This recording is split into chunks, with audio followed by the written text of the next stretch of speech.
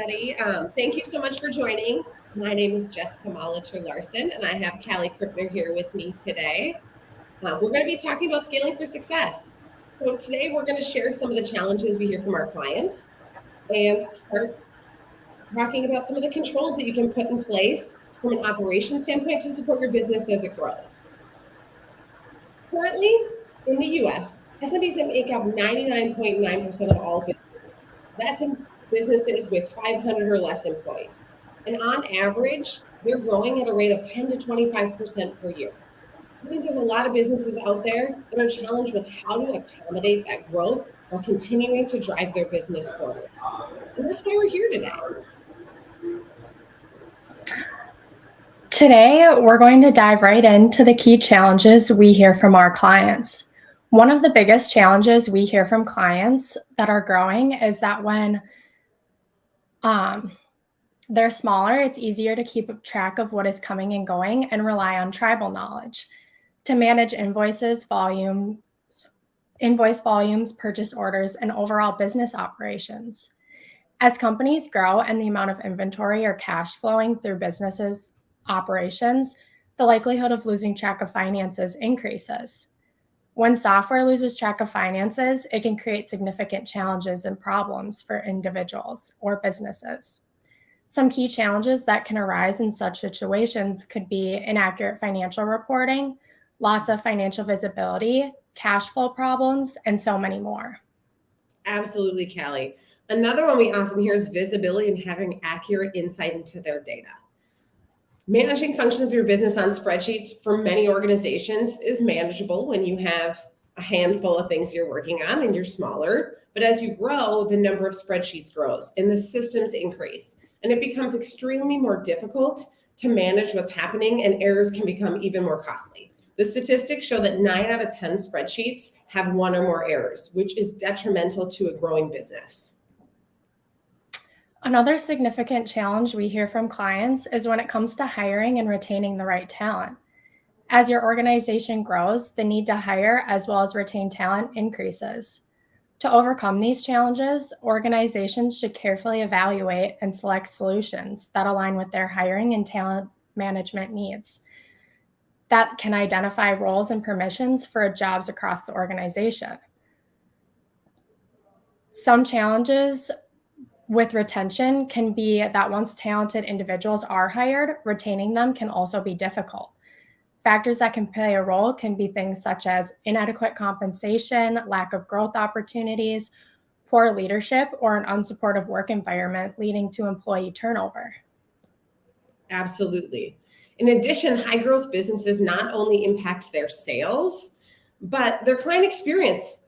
As you have, or client levels go from maybe 100 clients to say 1,000 clients, the ability to provide that same level of service is more challenging. Also, the communication between the clients becomes more important, making sure there's a consistent message happening across your entire business, across your entire platforms. Managing service tickets, customer support lines can all seem manageable when it's small, but as it grows, so does the need for additional support and consistency. The last challenge that we hear from clients that they often face is that when scaling their technology to match their growth, there's a lot of uncertainty about where to start in the process and how to ensure that their technology investments align with their business goals. This challenge can be daunting as it requires careful planning, evaluation, and decision-making. By addressing these challenges strategically and seeking external support when necessary, clients can navigate the process of scaling their technology successfully and also ensure that it aligns with their growth objectives. Absolutely. Having a handle on the control and what's happening is the biggest whole goal we hear from our clients. So we want to dig into some of the control areas that you, as a business owner, as a CFO, can really work on to control and make sure that when you're scaling appropriately and winning and scaling. So we're going to talk about 5 key control areas. We're going to touch on financial controls, operational controls, manufacturing and inventory controls, sales and customer service controls, as well as KPI controls. So I'm going to kick it off with financial controls. For any business owner and CFO, you know that finance is at the heart of your business. Everything you do touches your finance and leads back to finance. So having a great process in place can be the difference between being profitable or not profitable. As revenue grows and demand for services in your product grows, so does the need for being able to predict and order accordingly. We've detailed a few financial controls on the screen here, but I really want to focus on one that I think is extremely important. And what I'm hearing from customers all the time is really forecasting and budgeting.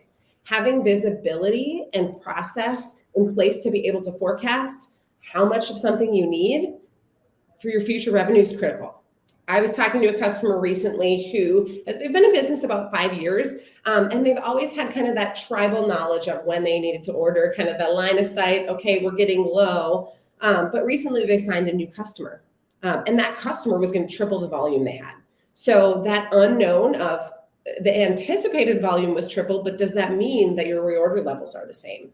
And so really they were looking for something to say, how do we put a process in place with this anticipated volume to be able to forecast what we need? And really the only way to do that was to have a process in place. Currently they were running on spreadsheets, inherent knowledge, Post-it notes, but being able to have that in one place so that they could daily and in real time be able to understand how that impacted their forecast was extremely important.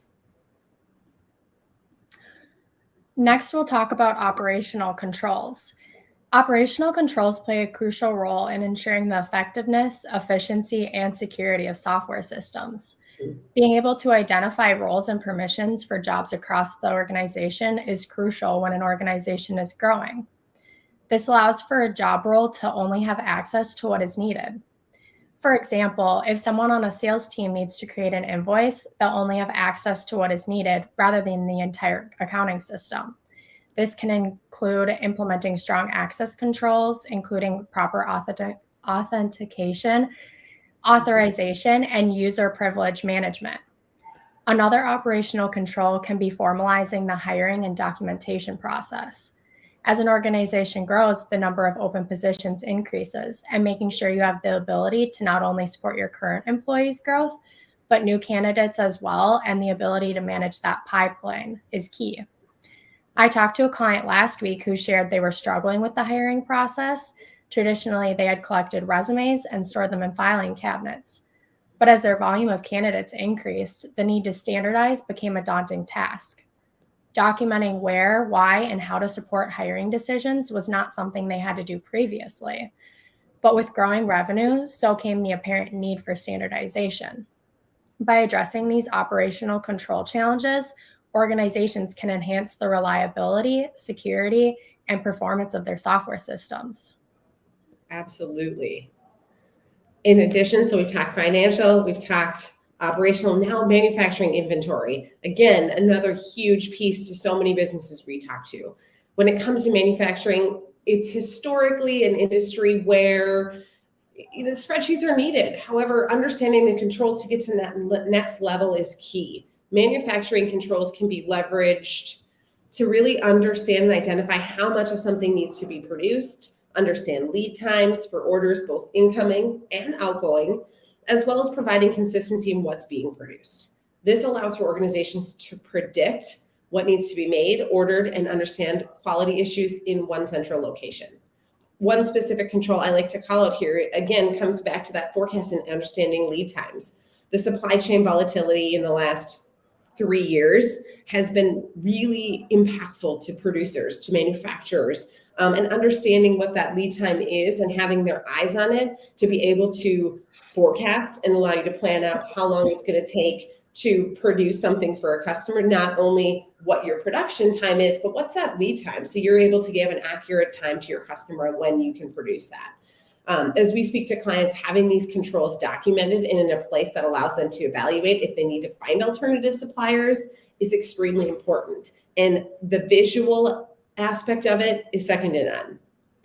I had a customer recently who said, over the COVID kind of 2-3 years, they've really had to evaluate their suppliers and understand who they could get what from and when, and having a system in place that allowed them to visually see what lead times were and compare those versus having to pull up Excel spreadsheets was something they were really looking for because their volume had increased and they really needed to be able to put a control in place to see that versus what they had been doing, which is asking someone in the warehouse, okay, how long did that take this time?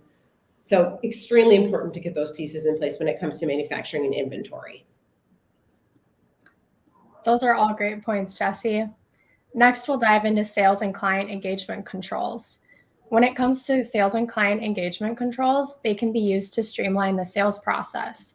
In order for the process to be seamless, there are many controls that can be placed. Doing so allows an organization to include and also be able to identify negotiation parameters within which a sales team can operate. In the sales process, negotiating a deal is a pivotal moment that leads to creating invoices.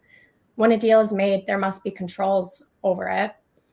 An organization can have an automated approval process to make sure everything flows right and is correct.